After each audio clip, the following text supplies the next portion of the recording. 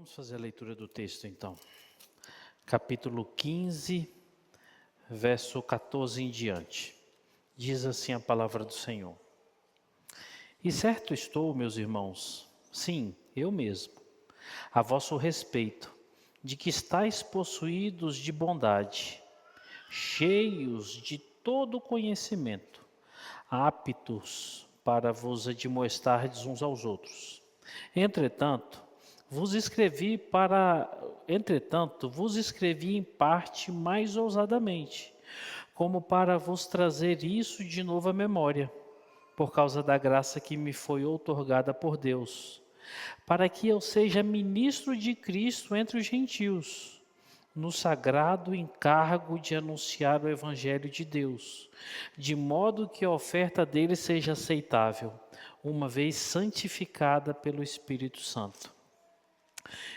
Tenho, pois, motivo de gloriar-me em Cristo Jesus, nas coisas concernentes a Deus, porque não ousarei discorrer sobre coisa alguma, senão sobre aquelas que Cristo fez por meu intermédio, para conduzir os gentios à obediência, por palavra e por obras, por força de sinais e prodígios, pelo poder do Espírito Santo, de maneira que desde Jerusalém e circunvizinhanças até Ilírico, tenho divulgado o Evangelho de Cristo, esforçando-me deste modo por pregar o Evangelho, não onde Cristo já for anunciado, para não edificar sobre fundamento alheio.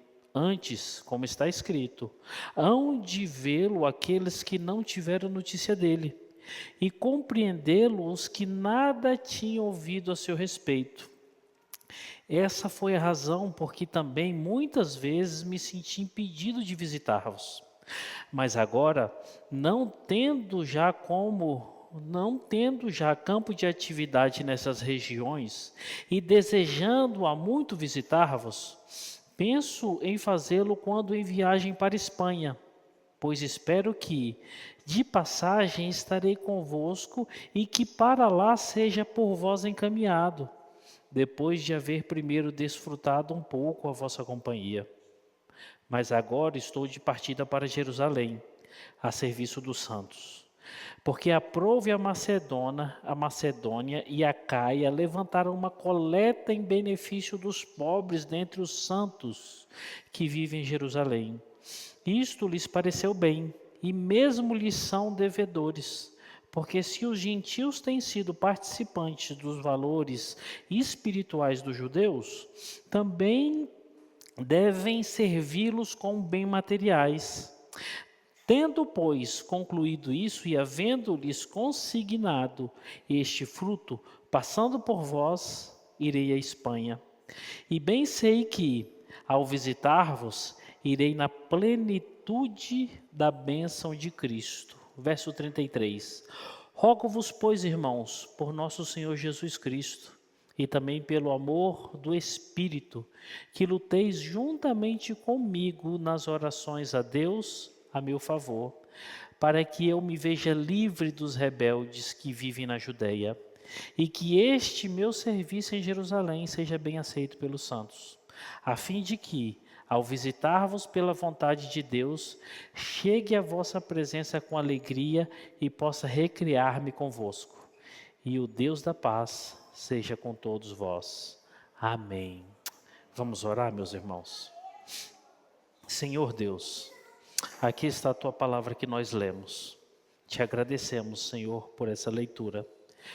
Te agradecemos pela oportunidade de meditar mais uma vez na tua palavra. Te pedimos em nome de Jesus, fala aos nossos corações, Senhor, e dai-nos a graça do entendimento, para que possamos viver a tua palavra e sermos crentes profícuos para a glória do Senhor mesmo. Em nome de Jesus que nós oramos e desde já te agradecemos. Amém. Vamos sentar, irmãos.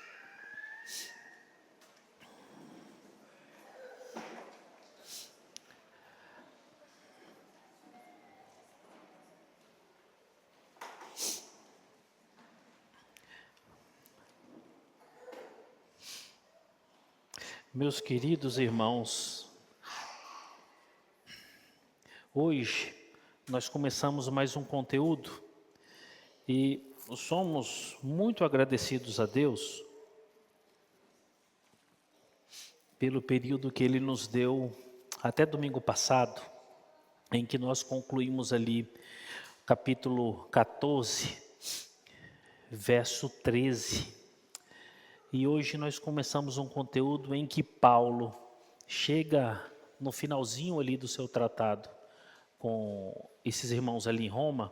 E nesses 2 últimos capítulos, Paulo vai se dedicar a falar daquilo que certamente era o que movia o seu coração: missões. Ele escreve essa igreja agora fazendo o fechamento do seu tratado, falando das suas expectativas em cumprir a missão que tanto ardia no seu coração. Paulo queria passar ali por Roma. Os irmãos se lembram que nós tratamos disso nas nossas primeiras meditações introdutórias no livro de Romanos. Passar ali por Roma, subir direto ali, entrando na Europa adentro, passando por Roma, entrando na Europa, começando por Espanha. Esse era o grande desejo do apóstolo Paulo. Nós chegamos ao fim, meus irmãos, aqui do conteúdo doutrinário do livro de Romanos. Mas como eu coloquei no boletim, os irmãos que fizeram a leitura, nós terminamos aquele conteúdo espesso e denso de doutrinas, mas não terminamos o livro de Romanos.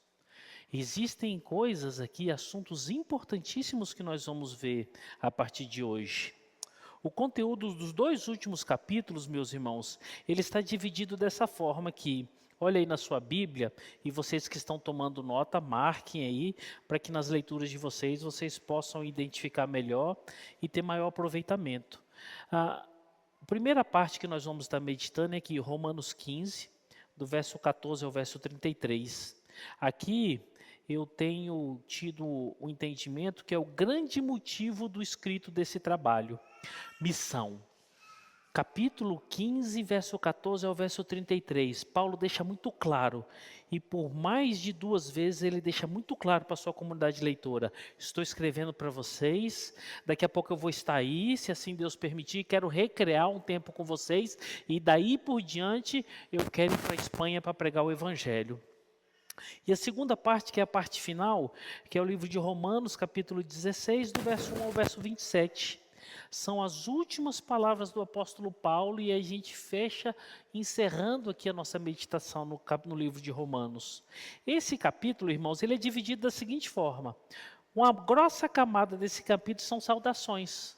Paulo faz saudações para diversas pessoas e fecha fazendo algumas admoestações pontuais, trazendo alguma exortação. E aí nós encerramos tudo que nós vamos meditar aqui no livro de Romanos. Mas como é praxe, nós vamos seguir a nossa rotina, que quando entramos num conteúdo novo da palavra, nós fragmentamos ela e tentamos olhar aqui nos pormenores das fragmentações, o que Paulo vai falar em determinadas partes. Então vamos olhar lá. Eu dividi aqui, meus irmãos, bem fragmentadinho, em 7 partes, que vai do verso 14 até o verso 33. Os irmãos que estão tomando nota, olhem aí. O verso 14 do capítulo 15 é a última ponderação sobre o assunto anterior. O assunto anterior que foi do capítulo 14, verso 1, e que chegou do capítulo 15 até o verso 13. E a questão lógica do relacionamento entre irmãos em Cristo, uma vida de conselho mútuo. É como se Paulo fechasse aqui o que ele tratou nesse último bloco, e começando o próximo, ele olhasse para trás, olhasse todo o cenário de uma vida cristã, todo o cenário lógico de uma igreja e falasse assim: olha, agora eu me alegro muito por ter falado tudo isso para vocês. Olhando para vocês como igreja e tendo a certeza que vocês vão conseguir caminhar na bondade do Senhor, no conhecimento e na graça. E sejam bons admoestadores uns dos outros. Traduzindo essa palavra, sejam bons conselheiros. Ou seja, essa é a obrigação da igreja de Roma, essa é a obrigação de toda a igreja de Cristo. E aí, verso 14. Verso 15, verso 16, Paulo aqui, irmãos, talvez seja o principal motivo da existência da carta destinada aos romanos. Verso 15, Paulo fala do seu chamado. Ele não começa falando aqui, dizendo direto que quer ir para a Espanha. Ele faz um período introdutório. Um período introdutório, uma fala introdutória, para que ele possa conduzir esses irmãos até chegar no objetivo final dele. Eu quero ir para a Espanha. Mas ele começa dizendo assim, eu tenho um chamado.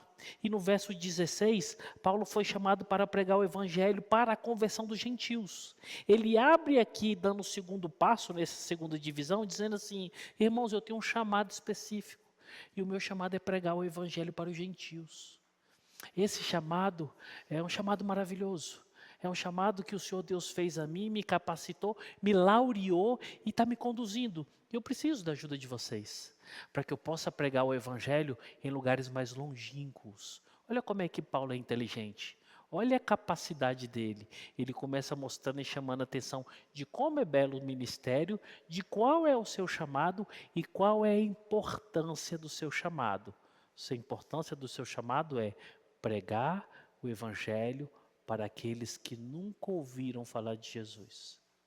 E a consequência lógica essa é conversão de vidas. O leitor, ao olhar para esse tratado, ele já tem a compreendida. Paulo é um homem chamado por Deus. E o ministério de Paulo é pregar o Evangelho que resulta em conversão de vida. A terceira divisão vai do verso 17 ao verso 21. E do verso 17 ao verso 21, Paulo mostra, dando continuidade do que ele está falando do seu chamado, ele mostra sua metodologia de vida e como que essa metodologia acontece no seu ministério.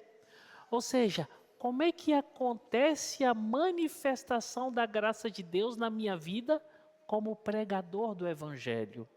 E aí ele vai falar para essa igreja, eu glorio-me em Cristo. Por quê? Por causa da rotina da pregação do evangelho que Deus colocou sobre mim.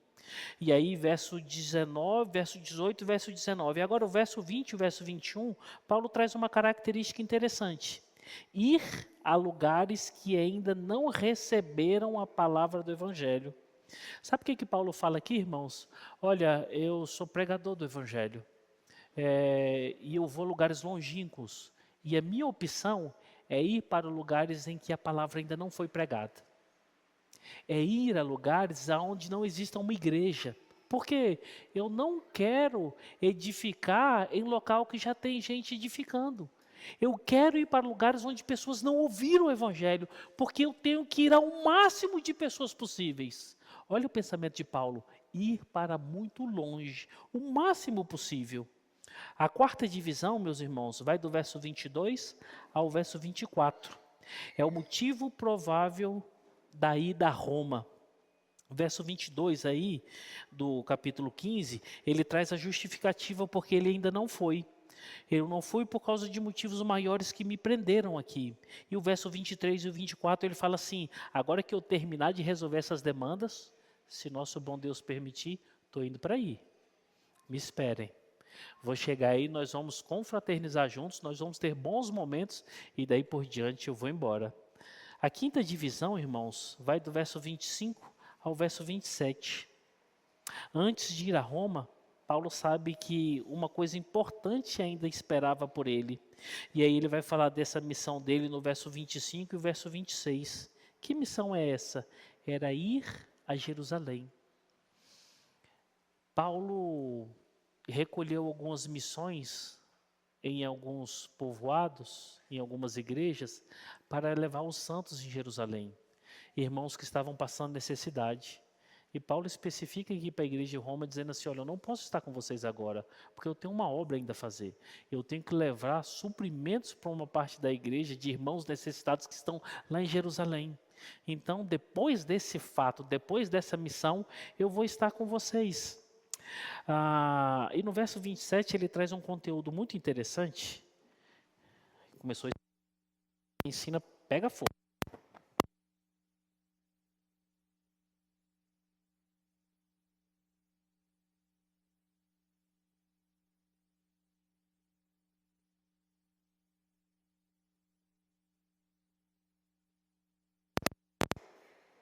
Obrigado. O verso 27 ele vai falar assim, da dívida que os gentios têm com os judeus. E o interessante aí, irmãos, no verso 27, tem uma lógica muito bacana, olha aí na sua Bíblia. Verso 27, ele fala assim, isso lhes pareceu bem, e mesmo lhes são devedores. Por quê? Se os gentios têm sido participantes dos valores espirituais dos judeus, devem também servi-los com os bens materiais. Se eles estão recebendo das graças de Deus, que é oriunda do judaísmo, que é oriunda do povo de Deus, eles têm que compartilhar também das necessidades materiais. É assim, eles devem saber que os judeus, que os irmãos lá em Jerusalém estão passando necessidade, eles têm uma dívida com eles. Eles devem assistir, eles devem estender as mãos para com esse povo. No tempo oportuno nós vamos estudar sobre isso. A sexta e a sétima repartição, a sexta é o verso 27, é o verso 28 e o verso 29, que é a ida propriamente para a Espanha. E ele fala assim, agora, depois de tudo resolvido e eu passar por aí, eu vou para a Espanha e espero que vocês me ajudem. Paulo tinha uma expectativa muito grande, e isso foi falado nos nossos primeiros encontros, que era ir a Roma e lá em Roma ele encontrar um auxílio. Talvez um auxílio financeiro e um auxílio de mão de obra, porque dali para a Espanha estava mais perto. Ele queria ficar um pouco de tempo ali em Roma, desfrutar das graças de Deus que estava sendo manifestada naquela igreja e ali auxiliado por aquela igreja, poder financeiramente e com mãos de obra ser assistido para chegar em Roma. E aí nós observamos um fato interessante, as igrejas elas servem de conexão. Nós temos que ser mãos de obra para missionários, orações para missionários e ajuda financeira para que homens e mulheres que vivem pregando o evangelho continuem indo para tudo quanto é local. Mas tem um fato tão importante quanto, nós devemos ser bênção de Deus para que quando recebamos pessoas assim, possamos fazer com que essas pessoas desfrutem da graça de Deus que existe em nós. Nós vamos ver no texto hoje, nós vamos ficar aqui só no verso 14, as bênçãos de Deus que tem em nós, a paz, é a alegria, é a esperança eterna, é uma felicidade que não se encontra em qualquer outro local. É a ajuda mútua, é o socorro, é o contentamento. Quando qualquer servo do Senhor chegar no nosso meio, ele deve se esbaldar com tudo isso aqui, com tudo isso aqui. E aí eu vou um pouquinho mais distante. A mesma coisa deve acontecer quando um servo de Deus vai para a casa de vocês. Ele deve se deliciar com a esperança da vida eterna. Ele deve se deliciar pelo conforto estabelecido pelo contentamento. Não importa se tem muito ou se tem pouco, mas é uma casa que vive debaixo das bênçãos do Senhor. Isso só tem em nós, irmãos. Isso só se encontra na igreja. Isso só encontra na casa dos crentes. Mas quando isso não existe na casa dos crentes, que situação terrível, hein? Quando isso não se encontra numa igreja, que desesperador. Que desesperador. E por último, capítulo 15, verso 30 ao verso 33. Aqui mais uma vez nós vamos encontrar na Escritura, irmãos, o que muitos teólogos, o que muitos estudiosos falam da palavra de Deus. A palavra de Deus, ela deixa claro quem são os seus personagens. Paulo, um necessitado das orações dos irmãos.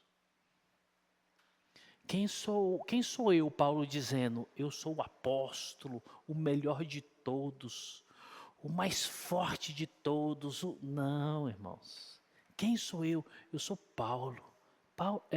Eu sou um necessitado de orações. Eu sou um necessitado da ajuda, do auxílio e de mãos estendidas da igreja. Olha quem está falando isso, irmãos. Paulo. A igreja não esconde quem são seus personagens. A Bíblia não esconde quem são seus personagens. Muitas das vezes nós escondemos. Mas a Bíblia não. Quem é Paulo é um necessitado. Quem é Paulo é um necessitado de orações, de abrigo, de auxílio, de ajuda e da graça de Deus. Não tem como andar com a cabeça levantada, percebeu? Tem pessoas que andam no nosso meio que parece que estão respirando na vertical. Olhos para os céus. Você fala, que é isso? Não bate com a palavra, é incompatível. Não tem realidade, é anacrônico ao que Deus estabeleceu para nós crentes. Se existe uma característica em nós, irmãos, deve ser de reconhecimento e humildade. Porque quando nós olhamos para nós mesmos, nós vemos seres, pessoas tão fracas, tão limitadas, tão cheias de erros, e pessoas que precisam tanto da graça de Deus. Se algum de vocês pensam diferente, olha para cá, verso 30 ao verso 33. Eu preciso da oração de vocês. Eu preciso da ajuda de vocês. Eu preciso de abrigo. Eu preciso de uma ajuda para chegar lá na Espanha. Eu não consigo chegar sozinho. Eu preciso de auxílio. Esse é o apóstolo Paulo. Amém? Isso é o que nós vamos estudar a partir de hoje, olhando para esse texto. Hoje, meus irmãos, de forma específica, nós vamos estudar aqui, isoladamente, o verso 14, aqui do capítulo 15. E aí eu vou pedir para você deixar sua Bíblia aberta e olhar bem atento aqui para o capítulo 14, verso 15. Porque aqui Paulo vai trazer um assunto bem bacana e bem interessante. O capítulo 15, verso 14, ele traz uma informação interessantíssima. Ele mostra as características predominantes no meio de uma igreja. Puxa vida! E aqui a gente tem que olhar se nós passamos ou não passamos no crivo da palavra. Quais são as características da sua igreja? Quais são as características que as pessoas falam que devem ter uma igreja? Paulo aqui no verso 14, ele traz um crivo da palavra de Deus. Entre tantas coisas, aqui tem alguns pontos essenciais do que deve ser a igreja do Senhor. O que deve acontecer dentro da igreja do Senhor.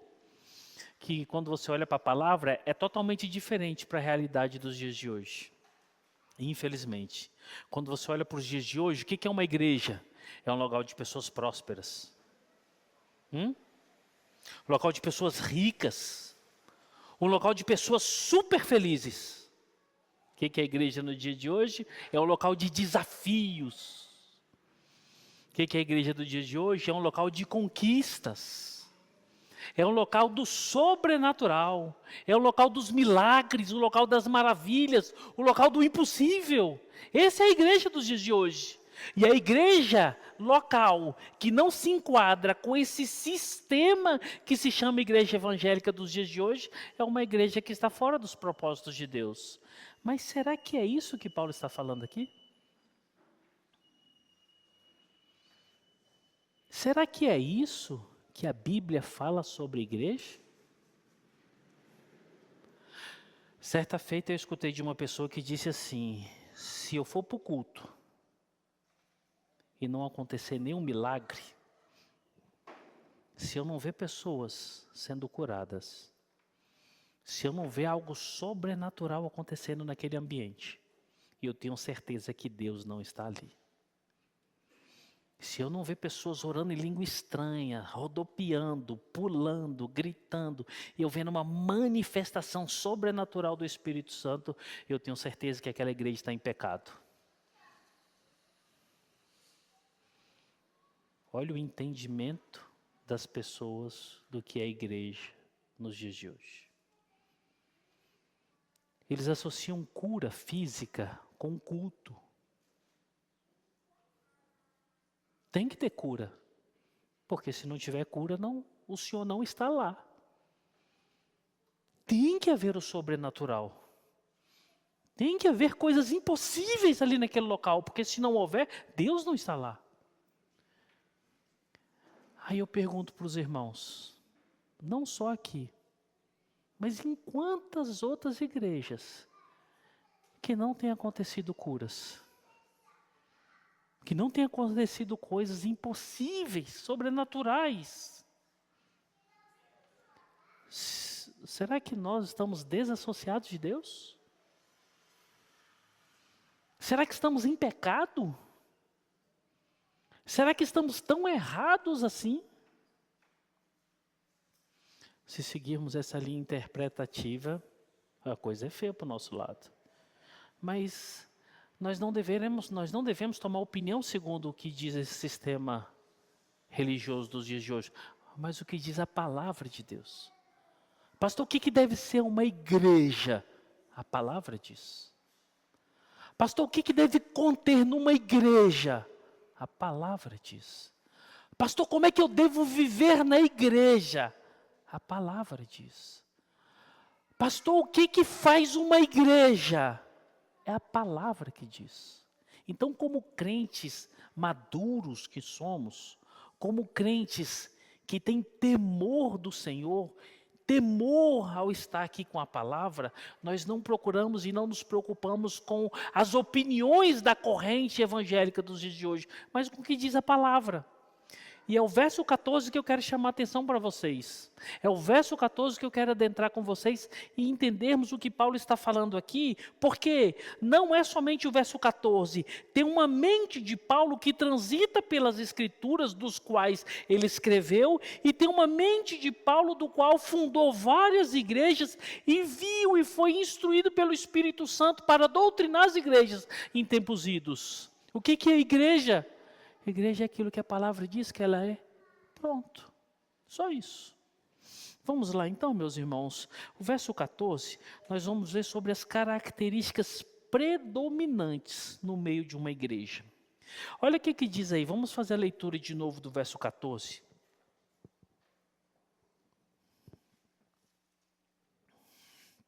E certo estou, meus irmãos.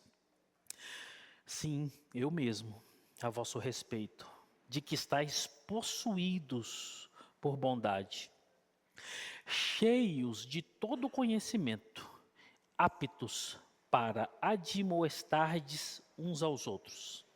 Dois ensinos chegam a nós aqui diante desse texto. E se faz aqui explícito, bem na primeira partezinha aí do verso 14. E certo estou, meus irmãos, sim, eu mesmo, a vosso respeito, de que estáis possuídos de bondade e cheios de todo conhecimento. O ensino, esses dois ensinos vão ser extraídos desse trechinho aí. O primeiro ensino é Paulo olhando para essa igreja, ele traz um diagnóstico crítico daqueles irmãos. Ele traz um diagnóstico crítico daqueles irmãos, um diagnóstico crítico daquela igreja. Tudo o que eles haviam aprendido, passado, e por serem igreja, esse é o resultado. O que é isso? É o local onde a graça de Deus está transbordando. O que é isso? É um local onde a bondade de Deus e o conhecimento da palavra do Senhor transborda dessa igreja. Por quê? Porque eles conseguiram com as mãos próprias? Por quê? Porque eles conseguiram, porque homens de Deus pregaram para eles, porque Paulo está escrevendo para eles? Não. Por que essa igreja está enquadrada aqui dentro do campo da bondade, dentro do campo do conhecimento, da graça de Deus? Porque Deus transbordou todos esses benefícios sobre eles. Paulo está dizendo assim, eu estou vendo o que está acontecendo com vocês. É certo, irmãos, que eu vou fazer esses diagnósticos, que vocês estão possuídos de bondade. Estou vendo de longe. Vocês estão possuídos de bondade e cheios de todo o conhecimento que vem de Deus. Se nós olharmos na introdução ali do capítulo 1, Paulo fala assim: a fé de vocês é conhecida no mundo todo. Sabe o que é isso? Sabe por que a igreja de Roma estava vivendo isso? Porque Deus estava construindo uma igreja sólida naquele local. Segundo Paulo, segundo a concepção paulina, a marca de uma igreja é aquela que vive toda uma história, experimenta todos os ensinos, mas está passando por todas essas demandas, porque assim Deus quis que essa igreja assim passasse. A igreja não é igreja porque outras pessoas a construíram. A igreja não é igreja porque tem um nome de igreja. A igreja não é igreja porque faz obras filantrópicas. A igreja não é igreja porque simplesmente prega-se a palavra de Deus. É porque Deus estabeleceu aquele local e está construindo com estruturas santas um ambiente para que os fiéis vivam em pleno conhecimento do Senhor. Paulo está dizendo assim: eu estou vendo isso em vocês. E olha que interessante, se Paulo está vendo é porque está explícito. Sabe por que isso deve chamar a minha e a sua atenção? As nossas características, boas características, devem ser explícitas. O que é ser explícita? É ser vista, ser reconhecida, poder até tocar nela. Por quê? Porque estamos vivendo debaixo da graça e da bondade e do direcionamento do Senhor Deus. Esse é o primeiro ensino de que Paulo aponta. O segundo ensino, Paulo traz aqui um apontamento para os irmãos em Roma, e é uma máxima na mente de Paulo.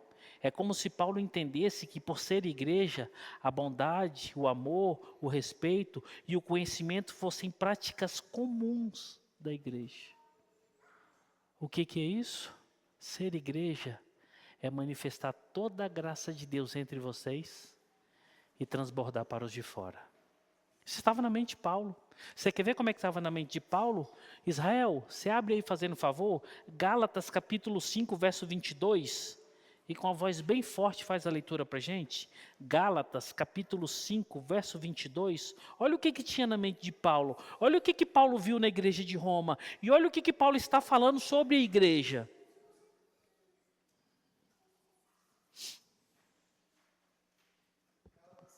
Vinte e dois.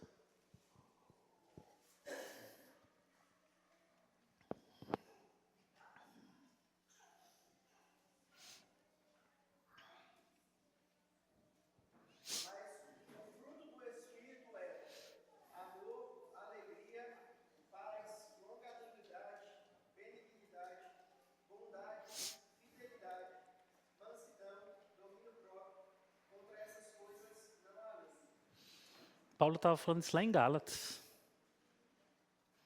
A igreja que estava lá na Galácia. Isso deve estar no meio de vocês.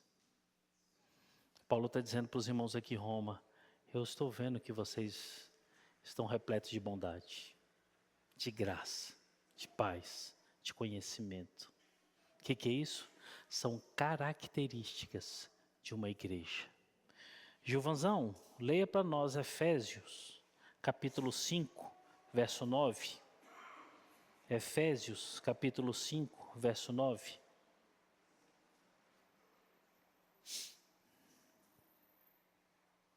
Pois o fruto da luz consiste em toda bondade, justiça e verdade. Marcão, 2 Tessalonicenses 1:11. 2 Tessalonicenses 1:11. Por isso, também não cessamos de orar por vós, para que o nosso Deus vos torne dignos de sua vocação e cumpra com poder todo o propósito de bondade e obra de fé. Olha aí. O que tinha na mente de Paulo que era uma igreja? É um local onde especialmente a bondade é uma verdade nessa igreja. A graça do Senhor. E Paulo fala assim para esses irmãos de Roma: estou vendo que vocês estão repletos de bondade. E olha que interessante, mesmo numa igreja onde existiam problemas pequeninos que se transformaram em problemão, mesmo na igreja onde tinha alguns tropeços, Paulo fala assim: eu estou certo que vocês estão passando por cima disso tudo. Eu estou certo que essa graça de Deus, a bondade que é transbordada no coração de vocês, vai superabundar tudo isso. Sabe o que é isso, irmãos? É você olhar para a palavra de Deus e entender que esses dois ensinos que mostram o que é a igreja lá em Roma, deve chegar para nós nos dias de hoje. Devemos ser uma igreja cheia da bondade de Deus. Bondade que se manifesta de uns para com os outros. Nós temos que ser bons. Temos que ser justos, temos que ser amorosos, temos que ser zelosos.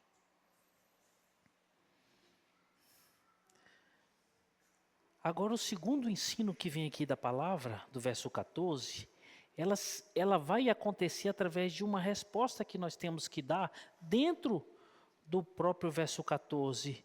Por que todas essas qualidades? Ou qual é a função do conhecimento? Porque olhem de novo aí no texto da Bíblia de vocês. E certo estou, meus irmãos, sim, eu mesmo, a vosso respeito, de que estáis possuídos de bondade e cheios de todo conhecimento. Para que tanta bondade? E para que serve esse conhecimento? Para quê? Paulo vai responder aqui, e a resposta é o finalzinho do verso 14. Para que vocês sejam aptos para o quê?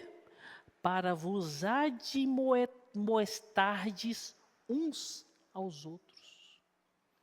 Todo esse conhecimento, toda essa bondade e essa graça de Deus é para que vocês se admoestem uns aos outros. É para que vocês cuidem uns dos outros, aconselhando, ensinando, edificando e produzindo fé. A máxima de Paulo aqui para essa igreja lá de Roma é essa, irmãos.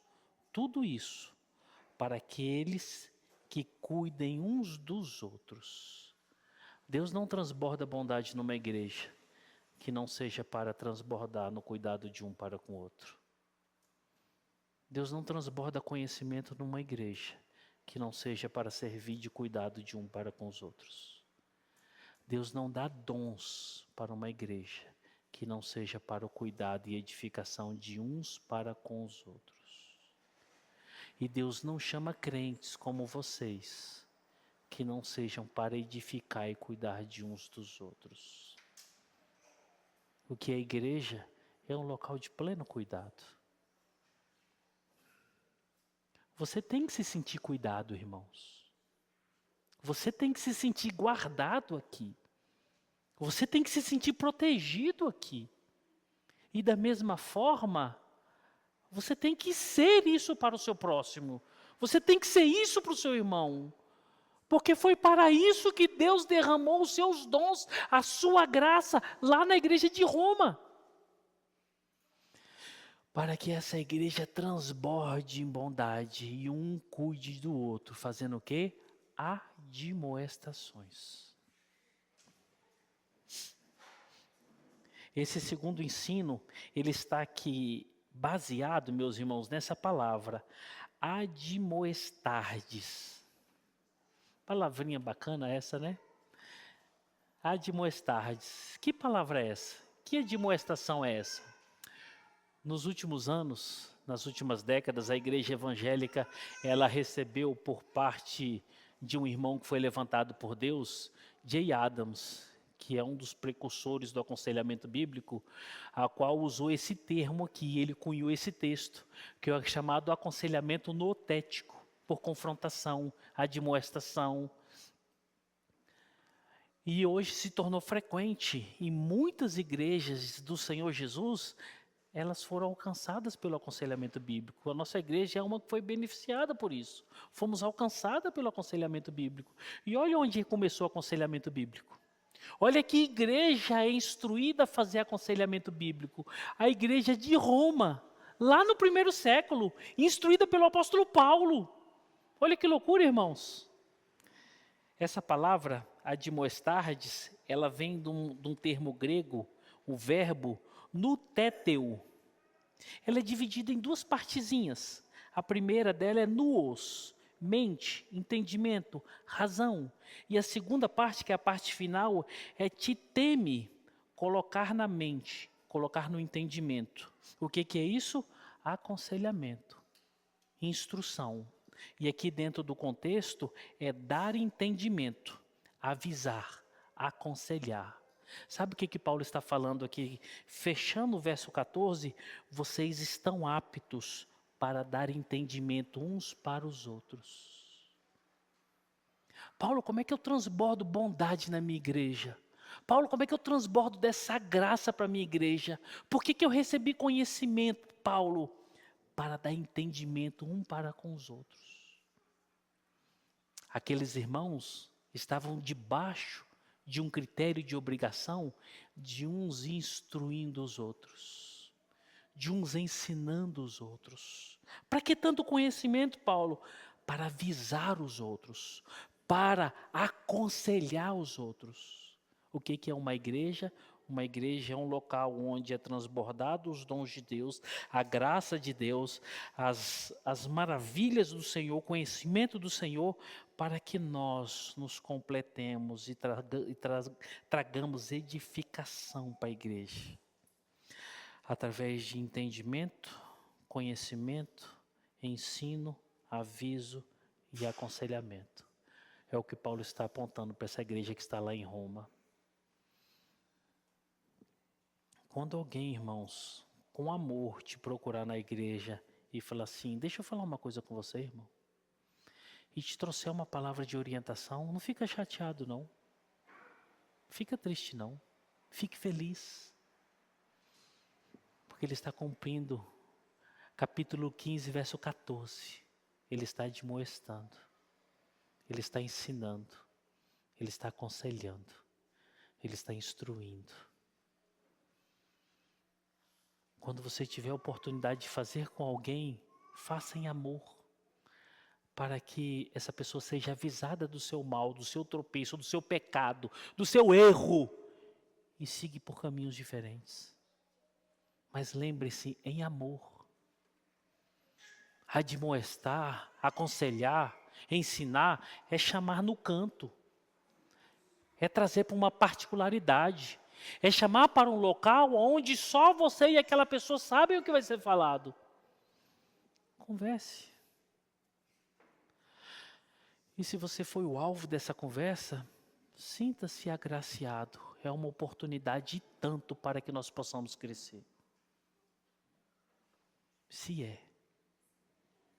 Os irmãos têm sido prova disso. Eu nunca me escudei em títulos. E espero não fazê-lo até hoje. E sempre deixo claro, e em bom tom, irmãos, se eu errar, se houver algum tropeço em mim, por favor, preciso dos irmãos. Me chamem num canto, me exortem, puxem minha orelha, me apontem os erros, me aponte o erro e me ajuda a seguir por caminhos retos. Porque da mesma forma que os irmãos estão propensos a caírem, eu também. Da mesma forma que os irmãos estão propensos a tropeçarem, a errarem, eu também. E olha que às vezes eu tropeço, erro mais que os irmãos, principalmente na fala. Preciso de ajuda. Eu devo ser exemplo para vocês nesse critério. Irmãos, errou. Irmãos, seja aberto a admoestações. Sejam abertos ao aconselhamento, sejam abertos à exortação, para que vocês possam despertar diante de Deus naquilo que estão errando e fazer o que é certo. E nós fechamos aqui o verso 14 com algumas aplicações para a nossa realidade nos dias de hoje. A primeira delas é essa aqui, irmãos. Se somos igreja do Senhor Jesus, algumas características devem ser nítidas em nós. E eu cito algumas: bondade, zelo, amor, conhecimento, paz, longanimidade, benignidade. Mais ainda, o Espírito Santo deve ser totalmente percebido no nosso meio. Os pentecostais usam uma frase que, devido ao exagero, ela fica um pouco fora do contexto. Eles falam assim: até arrepiei. Hoje teve poder nesse lugar. A gente não precisa chegar a esse ponto. Mas nós precisamos sentir a presença do Espírito Santo. Como é que eu sei que o Espírito Santo está aqui?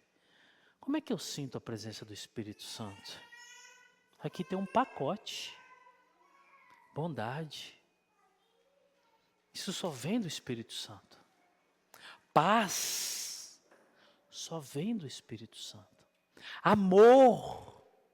Só vem do Espírito Santo. Longanimidade, benignidade, contento, esperança, fé, isso só vem do Espírito Santo. E uma igreja que está cheia dessas características, cheias desses atributos, nós sentimos a presença do Espírito Santo. Sentimos. Que a nossa igreja seja cheia da presença do Espírito Santo. Cheia da presença do Espírito Santo.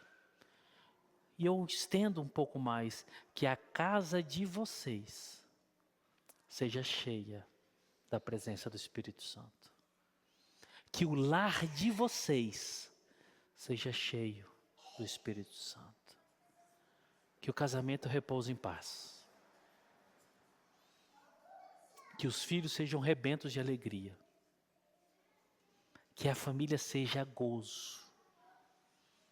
Que seja um local de perdão. Que seja um local de bondade prolongada. Que seja um local de uma perseverança e uma demora em se irar, em retalhar, em trazer juízo. Que isso seja você, meu irmão, em todo local que você estiver, no seu trabalho, na sua escola, na rua, dentro da sua casa, aqui na igreja, que esse seja você. Que eu não espere de mim, dos irmãos, sobrenatural acontecendo.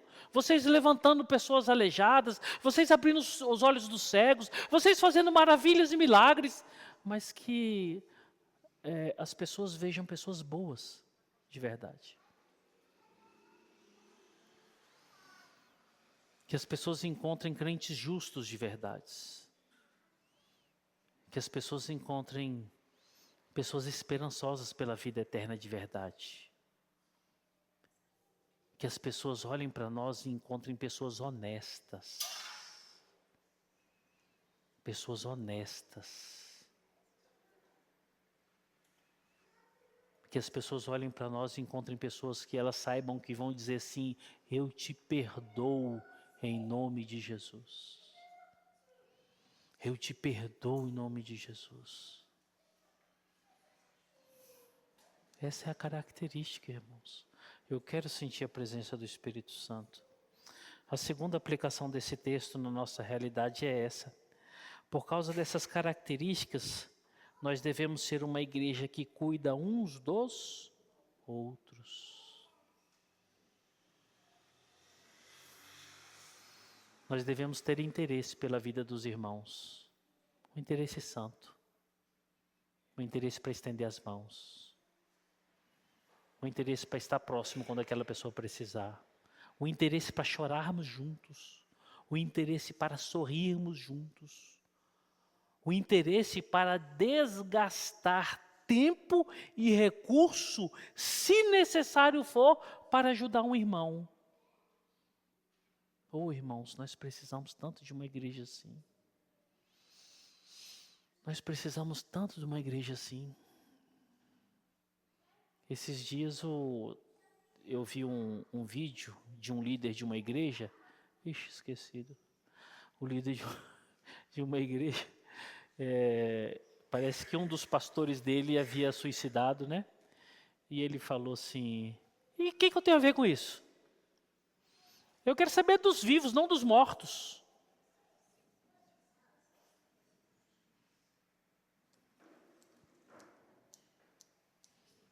difícil, hein, irmãos? Que dureza. Que dureza. E o pior é que essa pessoa ainda é qualificada como um pastor. A confraria ali é qualificada como igreja.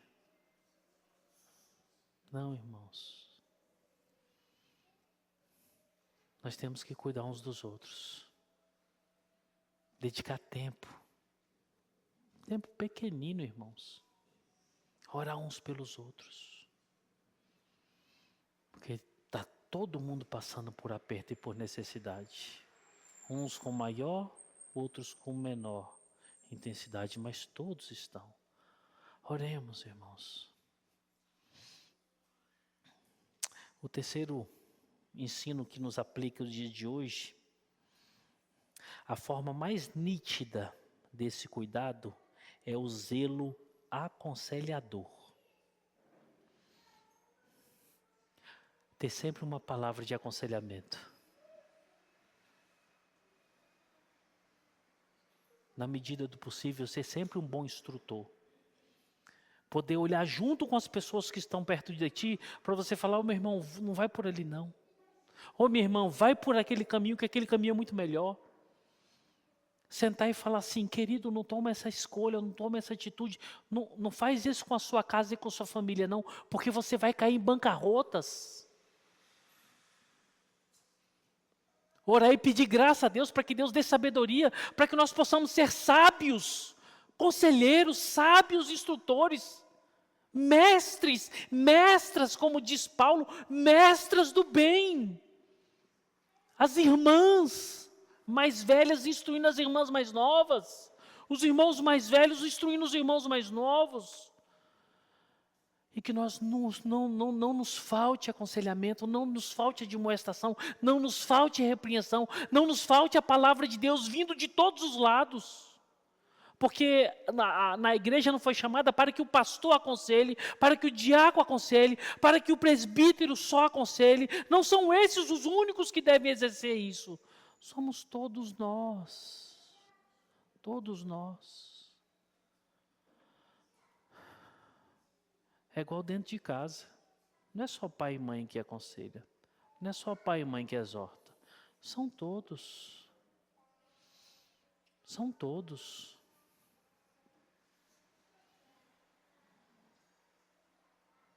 A voz da esposa tem que ter tanto valor quanto a voz do esposo. Quando é voz de sabedoria. A voz do esposo deve predominar como voz de sabedoria. E agora pasmem, até a voz dos filhos, pasmem, até a voz dos filhos, quando é voz de sabedoria, deve predominar no lar. Por quê? Porque se Deus deu graça e sabedoria para essa criança, para esse jovem, para esse adolescente, para esse homem, do qual não teve nos demais, nós temos que ser humildes para podermos escutar os nossos filhos. Dureza, hein, irmãos? Que dureza, irmãos. Hoje nós temos um problema muito grande, em que nós confundimos, e nós estamos trabalhando isso sobre a submissão. Muitos lares têm passado por dificuldade nesse quesito, que era ouvir a esposa. Não ouvir a esposa como uma voz de comando, ou como uma voz de ordem, ou como uma voz final de alguma demanda dentro de casa. Mas ouvir a esposa, a necessidade de ouvir a esposa como a voz de Deus de sabedoria que chega na minha casa. Irmãos, isso é super necessário, porque ela foi chamada para ser sua auxiliar. Uma pessoa que assiste diante do Senhor contigo. Aí temos duas lutas aqui, o machismo e o feminismo. A guerra é grande demais. Como crentes, nós temos que derrubar os dois. Não serve, irmãos, não serve. E temos que fazer predominar a palavra de Deus. Temos que ter maturidade, irmãos, para nossas casas nós chegarmos e termos certeza que das nossas esposas virão palavras de aconselhamentos profundos, bons e totalmente aproveitáveis. E eu, como crente, eu tenho que ter paz nisso. Mais do que isso, eu não tenho que só pedir paz para isso. Eu tenho que pedir a Deus, Senhor, faça da minha esposa uma auxiliadora que me dê graça, para que seja instrução para mim. Para que ela aponte os caminhos que eu não estou vendo. Que os olhos dela vejam o que eu não consigo ver. Que ela seja sábia, que ela seja santa, que ela seja uma mulher de Deus. E tem muitas irmãs que não conseguem ouvir a voz dos seus maridos. O feminismo tem machucado a igreja, machucado famílias. Não, irmãos. Não, meus irmãos. Esposas, peçam a Deus para que Deus dê graça e sabedoria para os maridos de vocês. Para que essa realidade do verso 14 seja verdade na vida dele. Que ele seja sábio. Que ele seja bom. Que os atributos, os frutos, fruto do Espírito esteja sobre a vida do seu marido. E que ele possa instruir a sua casa, mas que também ele possa ser sensível para saber entender. Eu preciso ouvir a voz da minha esposa quando necessário. Olha a diferença. Ouvir um conselho, obedecer a alguém. É diferente, né?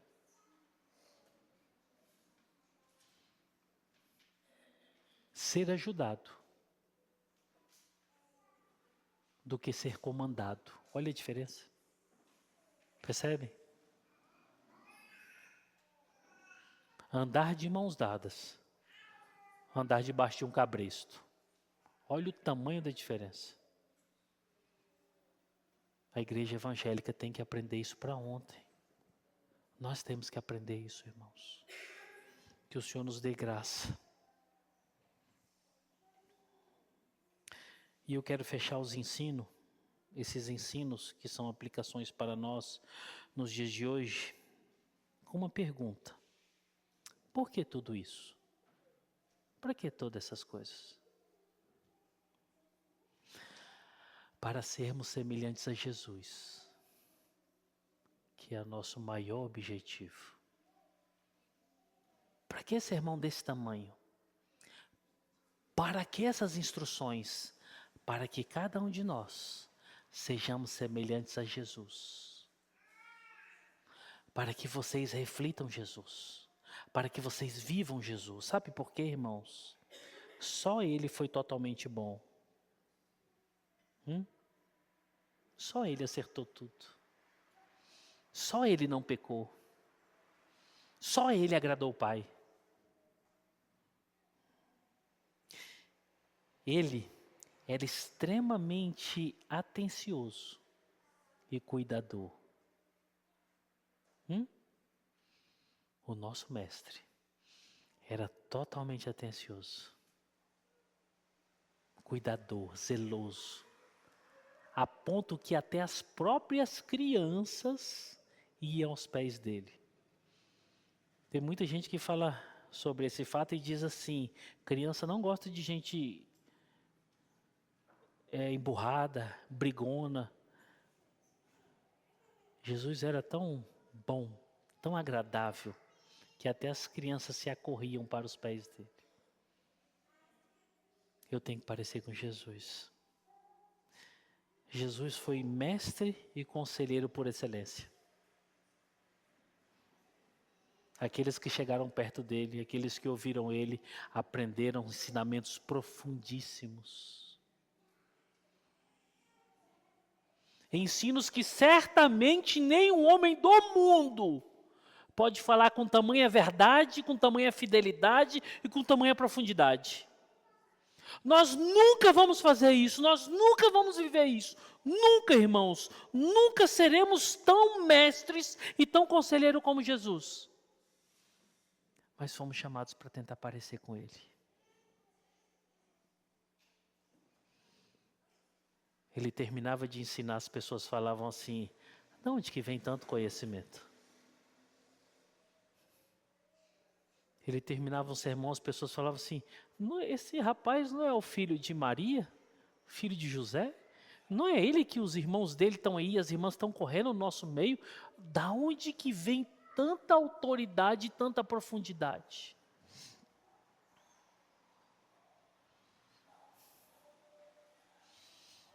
E uma das principais, eu acho que a principal característica dele, ele relata isso em Lucas, antes de ler o rolo de Isaías. Ele fala assim: o Espírito de Deus está sobre mim, que me ungiu para fazer. Ele foi cheio do Espírito Santo. Tudo que ele fazia, tudo que ele falava, tudo que ele pensava, era pela condução do Espírito Santo. Nós temos que nos parecer com Jesus, irmãos. Nós temos que nos parecer com Jesus. Amém? Que Deus nos dê graça e nos ajude a entender e a viver esse verso 14. Eu quero orar junto com os irmãos. Vamos fechar os nossos olhos.